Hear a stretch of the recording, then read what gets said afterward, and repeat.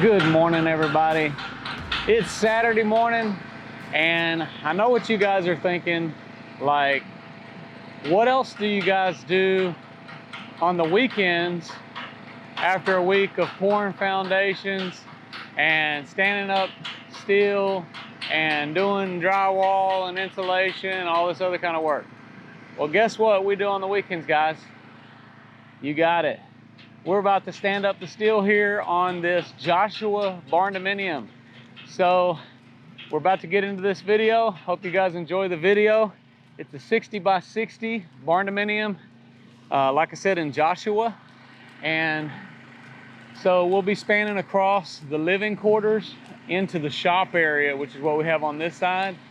And so it's pretty big. It's a pretty wide stretch of steel here, which we have reinforced steel in the center.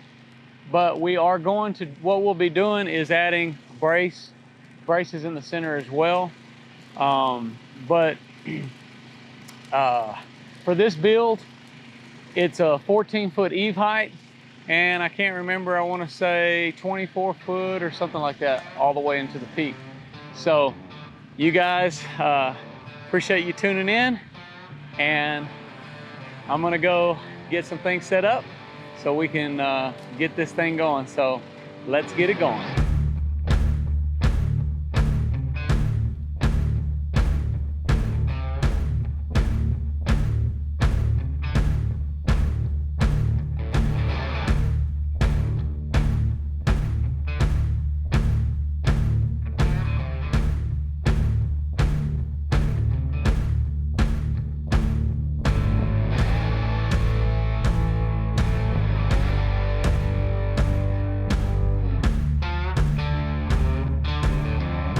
All right, this is our instrument of choice today.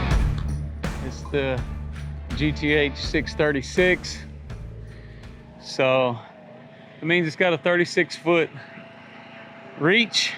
It's just like the one we were using the other day on the Maypearl Barndominium, which was a 60 by 60 as well. That build was just a little bit taller. So we'll have plenty of room here. This might be the exact machine I used over there, I don't know. And of course we have our Kubota SVL 75. This is our very own product. We do have the teleboom here, which is back there in the back. We may be using that to brace things off in a quick way as we need. One of the things that we'll be doing here, we'll be picking this first one up and we'll be backing up and off the slab back here, repositioning in the center and setting the first one down. Then the next one, we'll do something like that, similar. The other one will follow, won't be too much different, but no spinning around on this one, just straight back. You see we got our center line chalk line all the way down right there, the blue line right across there. Okay, so just like on other builds, you guys seen us lay this steel out. These are right here, these are just ground clamps, or basically for him to put his ground to whenever we're setting it in.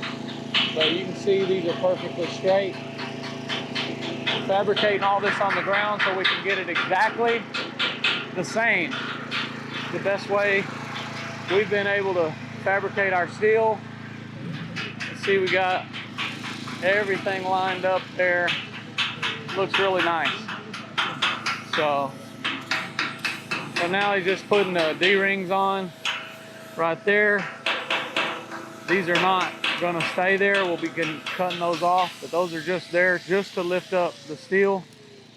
And yeah, so we got 4 main frames. We've got our 4-inch down here in between. And I want you guys to take note, this is really thick steel right here.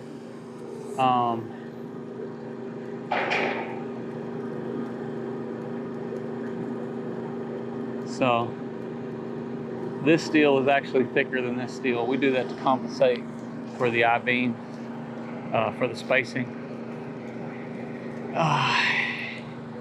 And if a beam would be likely to bend, it would probably be those I-beams before it would be those 4-inch.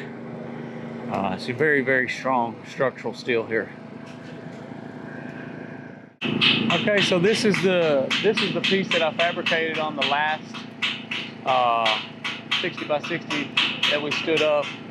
You can see it's an I-beam. It's got the openings here for the forks, which is completely wide enough for the forks to widen out all the way. So we're getting it as wide as possible. And this is our D-ring that we welded on here. You know, I got a real smart comment from somebody. Hold on a second. Let me adjust this. So I got a real smart comment from somebody who was saying, oh, listen to yourself. You guys are just guessing at what you're doing and blah, blah, blah, and all this kind of stuff. Look, this is just for mature audiences only, okay? So for those of you that think that you can wave a magic fairy dust or magic wand, sprinkle some fairy dust to make all this happen, it just isn't that's not the way it happens. So what we're doing is we're documenting for you guys the thought process, the measures that we take, and some people don't understand the fact that we're actually fabricating this building on site. Like, nobody's sending us an already cut pieces of steel. Like, we're fabricating it here on site. So if we fabricate a piece that's going to ensure the safety of the standing all that up, it's within our experience, our level of understanding, and you know, that's really all there is to know about it. I mean, this is not our first rodeo, okay? I just want you guys to understand, like, we've done this many, many times, and I don't know, it just, sometimes, you know, you get comments on YouTube. Like I said, this is for mature audiences only. So we'll be using that piece, as you can see over here. I want to show you, you can't really see this, but I'll get down here and show you. There's already a D-ring on the bottom of this, okay? This is for lifting. You can use that. That's what I used on the last build. I used that D-ring so that we could swivel and turn, and that's where, you know, I guess the guy thought that we were just winging it or something. I don't know. Anyways, we're gonna finish getting set up here, and I hope you guys enjoy the rest of this video.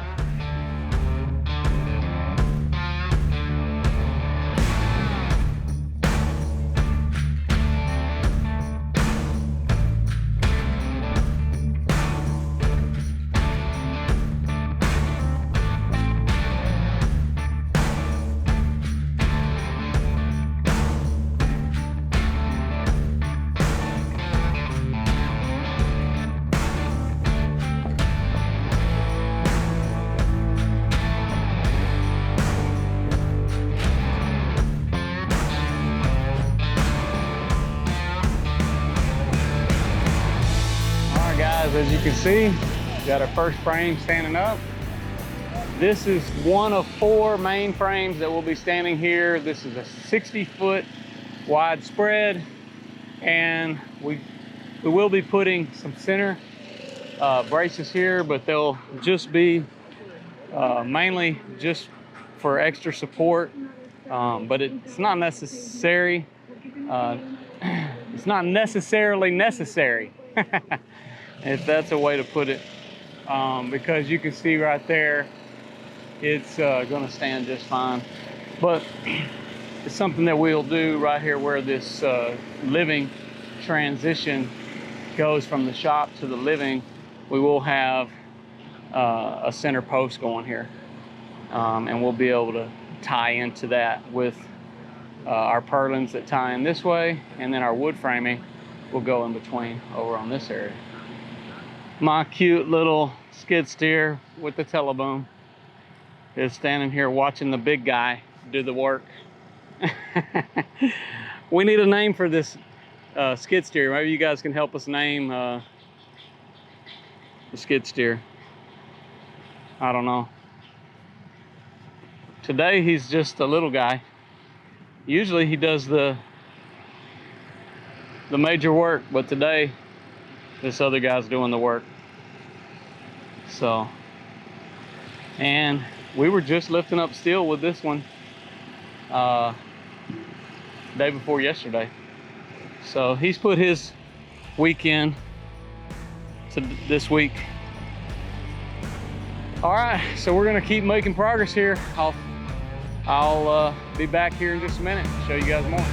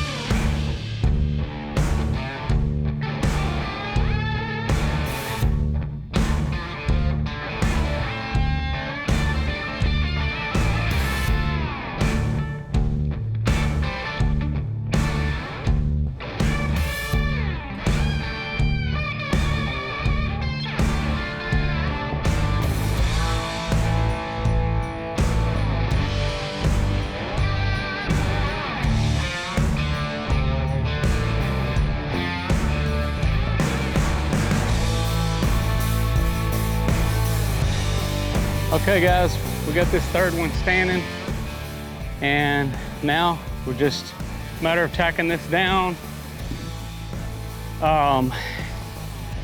So this is basically 40 by 60. We got one more to go and you'll be looking at 60 by 60. So having a really nice, you know, pretty uneventful. Had the little breakdown on the scissor lift. And they're bringing us out another one on a Saturday, which, you know, I'm grateful for that. So, because here in a minute we're going to be needing to utilize those lifts even more for all the purlins and stuff like that we're going to be trying to put on. So, but we're going to keep pushing here, try to make a little more progress on this beautiful Saturday afternoon.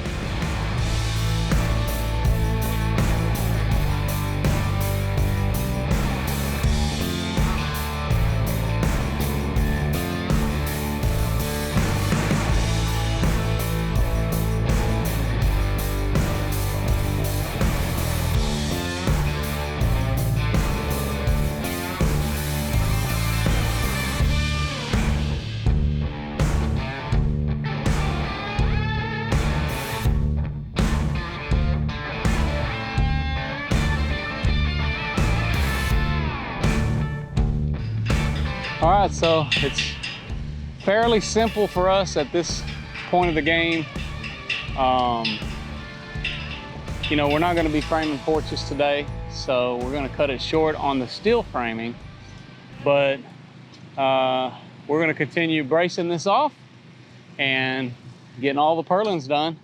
So we'll be showing you guys as much progress on this build as we can, just like we do all of our builds. So if you haven't already checked out the playlists for the Hill County Barndominium, you know, some of the ones that we currently have going, check them all out. You could also be watching for all the fully done Barndominiums that are completed, and look for those finish tours. You can watch from start to finish, and we're going to keep doing this as long as we can, show as much as we can. So that's the game plan. And I hope you guys start enjoying some of these process videos. A large group of our audience has come via tour videos, things like that, from the finished product. So for those that are really serious about wanting to build and want to watch these process videos. We certainly appreciate all your support and all that you guys do for the channel. So thank you for sticking around and just following along with us, being a part of our journey. You know, despite 2020 and everything's been going on, we're steadily getting busier and busier, and we have you guys to thank for that. So if you haven't already subscribed to the channel, I hope you'll do that now. Also check out our new channel, Helm on the Range, where we'll be posting as often as we can over there. But like today's Saturday, where I would normally be videoing for Helm on the Range, we're here working. So as long as we have things that we can do, we're going to be continually making progress on our builds. So that takes away a little bit, but some of the things we'll be sharing on that channel and that you will see over there is my family and you know, my wife, me, my family, and we do home projects and different kinds of projects over on that channel. So hope you'll stop in over there and give us some love and some support. And this channel is any minute should be hitting 50,000 subscribers. So wow, just about a year and a half ago we really started with this channel. We had 150 people, and when we started making efforts for the YouTube channel, now 50,000 subscribers. Huge thanks to you guys, and huge thanks to all of my hardworking team who do such a great job day in, day out. So I know this is a long exit, but had to be said. So I'm Josh Helm, wishing you all the best. Thanks for watching. Texas Best.